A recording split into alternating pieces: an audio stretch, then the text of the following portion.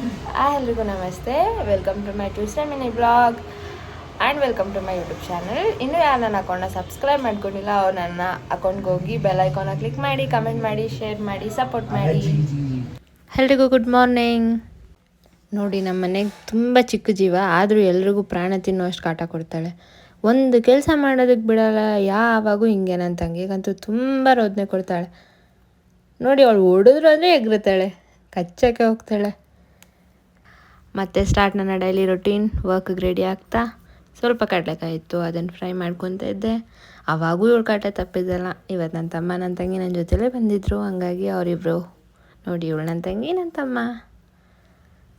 ಮತ್ತು ಇದು ರಾಯಲ್ ಮಾರ್ಟ್ಗೆ ಹೋಗಿದ್ವಿ. ಕ್ರಿಸ್ಮಸ್ ಸೆಲೆಬ್ರೇಷನ್ ತುಂಬ ಜೋರಾಗೆ ನಡೀತಿತ್ತು. ಇದು ನೋಡಿ ಎಷ್ಟು ಕ್ಯೂಟಾಗಿದೆ, ಎಲ್ರಿಗೂ ಇಷ್ಟ ಆಗೋವಂಥ ಐಟಮ್ ಟಾಯ್ಸ್. ಇದೆಲ್ಲ ಸೋಕೇಶ್ ಪೀಸ್ ಚಾಕ್ಲೇಟ್ಸ್. ನಮ್ಮ ಬಂಕಲ್ಲಿ ಇವತ್ತು ಸ್ವಲ್ಪ ಗಾರ್ಡನ್ ವರ್ಕ್ ಮಾಡ್ತಾಯಿದ್ವಿ, ಅದನ್ನು ಮಾಡಿಸ್ತಾ ಇದ್ದೆ. ಆಮೇಲೆ ಅತ್ತೆ ಮನೆ ಹತ್ರ ಹೋಗ್ತಾಯಿದ್ವಿ ನಡ್ಕೊಂಡು. ಅತ್ತೆ ಫ್ರೂಟ್ ಜ್ಯೂಸ್ ಮಾಡಿಕೊಟ್ರು, ಆ್ಯಪಲ್ ಜ್ಯೂಸ್.